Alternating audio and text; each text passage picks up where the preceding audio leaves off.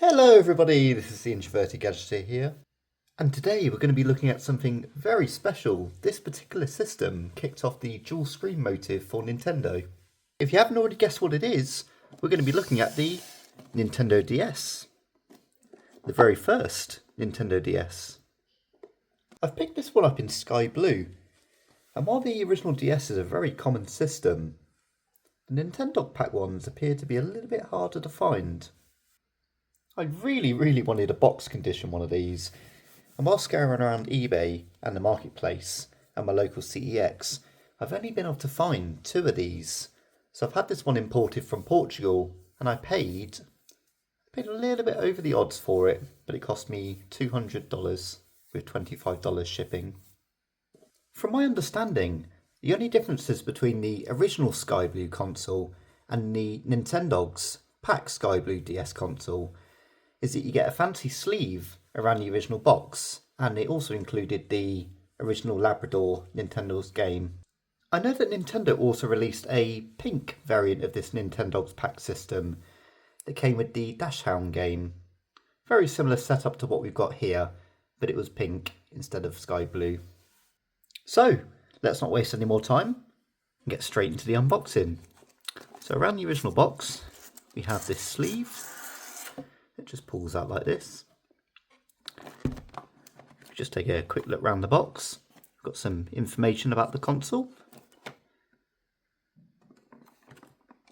Some Nintendo logos. A little brief about what it looks like. And that's about it. So if we just lift the little flap here.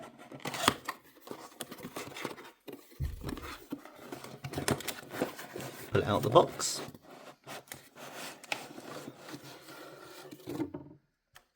And there we are.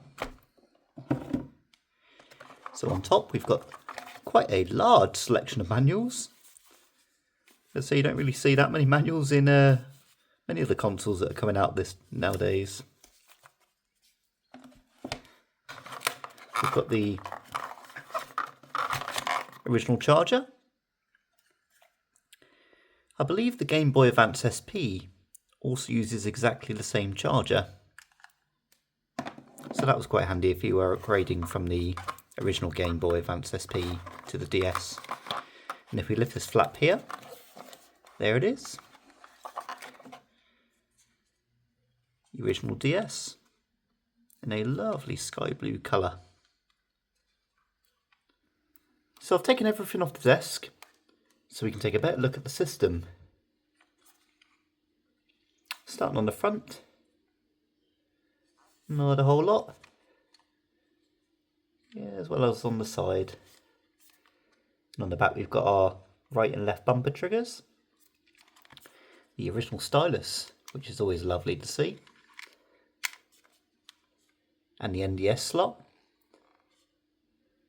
Remember the DS having a huge library of games. This is our charge port here. We just go around the front of the console again. These are actually backwards compatible, so they can play Game Boy Advance games. That's with this slot right here. Then we've got our volume rocker and a headphone jack. And on the bottom of the console, just some gubbins about the serial number. Let's lift the screen so we can take a look at that dual screen action. And there we go. Very simple design.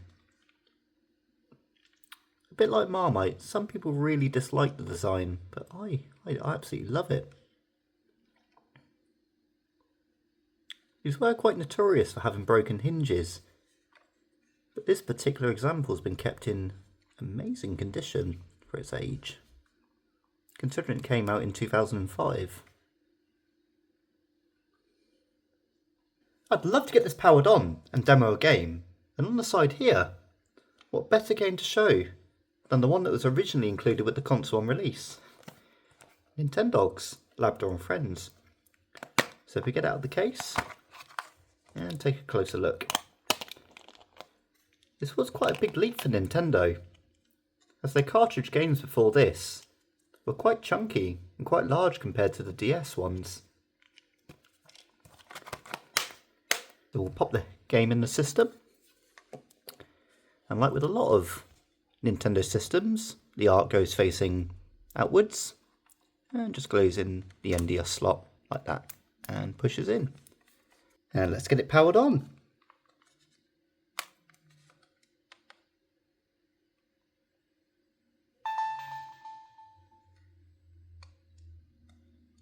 We just start the game at the top.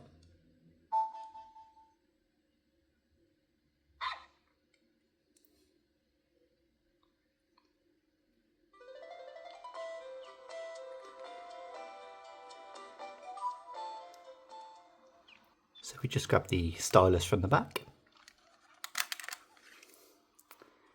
These resistive screens aren't as tactile as the capacitive screens that we're getting on phones nowadays. So the stylus really came in handy when you're clicking on very small icons. So if we just go straight in and say hello.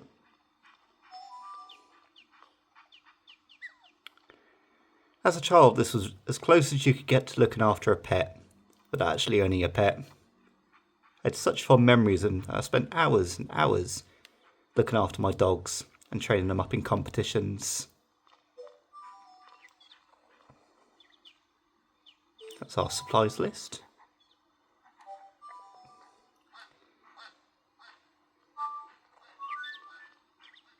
We had a lot of options here, such as being able to take our dogs for a walk.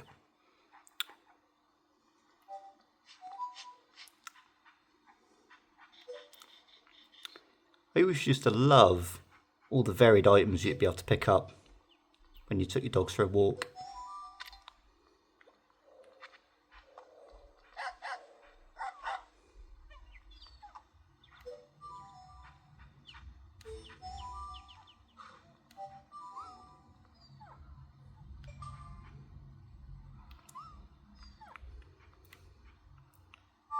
I've got to be honest, the graphics upgrade over the Game Boy Advance SP was huge.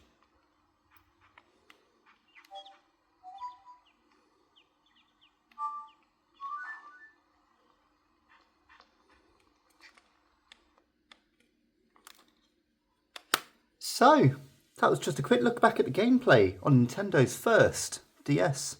And I hope you've had as much fun as I have reminiscing in nostalgia. But if you have any thoughts in the comments about what you'd like to see me review next, please drop them down below. I'd love to hear your ideas. And if you like what you saw, don't forget to hit that subscribe button and give me a like. And I'll see you in the next one.